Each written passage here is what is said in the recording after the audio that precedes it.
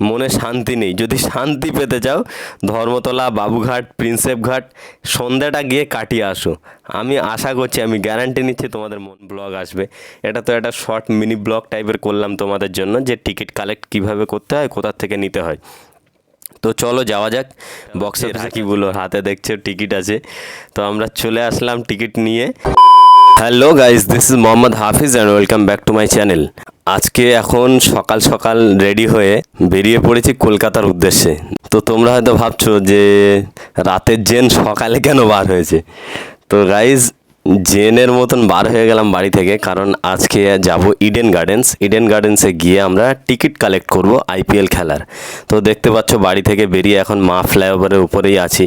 মানে বাড়ি থেকে বেরিয়ে চলে এসছে এই কারণে যে আজকে সকাল সকাল ইডেন গার্ডেন্স যাব। ইডেন গার্ডেন্স গিয়ে ওখান থেকে আমরা টিকিট কালেক্ট করব। আমাদের নেক্সট ম্যাচ আছে কলকাতা ভার্সেস গুজরাটের যে ম্যাচ আছে, ওই ম্যাচে আমরা খেলা দেখতে যাব। তো এখন মা ফ্লাইওভার ক্রস করছে। মা ফ্লাইওভার ক্রস করে এখন এসএসকেএম এর সামনে দিয়ে আমরা ডান দিক করে ইডেন গার্ডেন্সে যাব। চলো যাওয়া যাক ইডেন গার্ডেন্সে।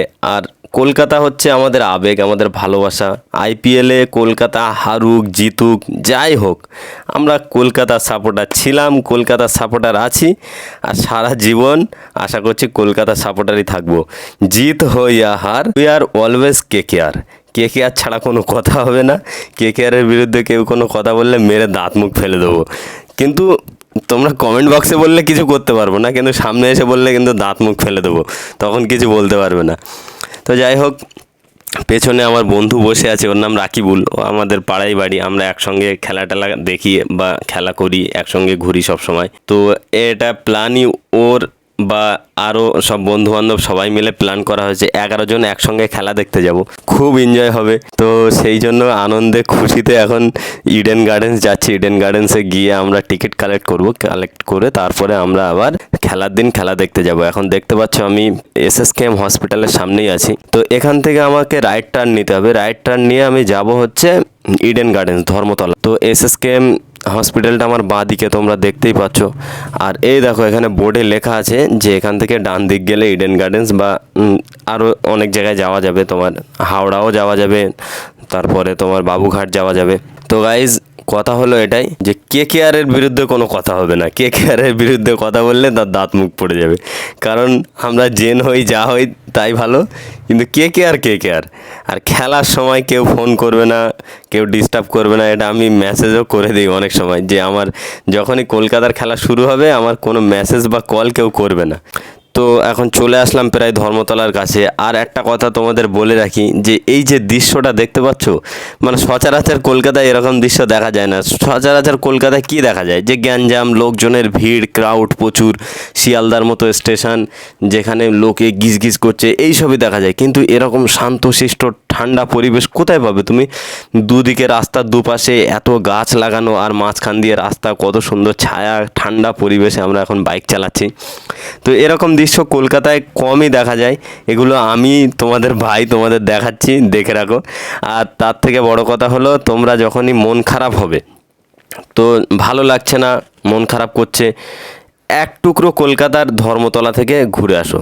যখনই মন খারাপ হবে, মনে শান্তি নেই, যদি শান্তি পেতে চাও ধর্মতলা, বাবুঘাট, প্রিন্সেপ ঘাট সন্ধ্যাটা গিয়ে কাটিয়ে আসো। আমি আশা করছি, আমি গ্যারান্টি নিচ্ছি তোমাদের মন ভালো হয়ে যাবে। তো চলে আসলাম ইডেন গার্ডেন্স। এটা দেখতে পাচ্ছ ইডেন গার্ডেন্স, পাশে আকাশবাণী ভবন। আকাশবাণী ভবন, এটা হচ্ছে ইডেন গার্ডেন্স।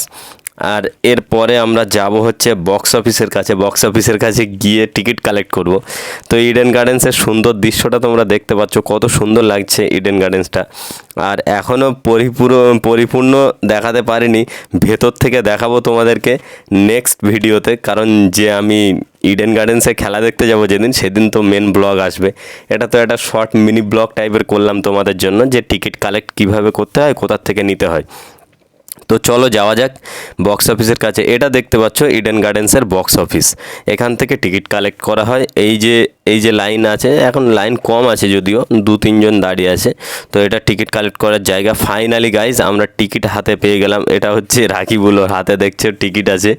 তো আমরা চলে আসলাম টিকিট নিয়ে। এরপরে আমাদের বাড়ি যাওয়ার পালা।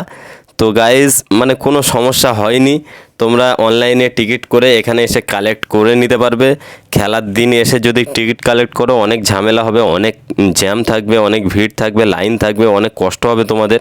তাই আমি তোমাদের পরামর্শ দেবো, আমার পার্সোনালি যে পরামর্শ সেটা হচ্ছে যে তোমরা আগের দিন চলে আসে এসে টিকিট কালেক্ট করে নাও। তো চলো যাই বাড়ির দিকে, পরে আবার নেক্সট একটা ভিডিওতে দেখা হবে। আজকের মতো এখানেই ভিডিওটা শেষ করছি।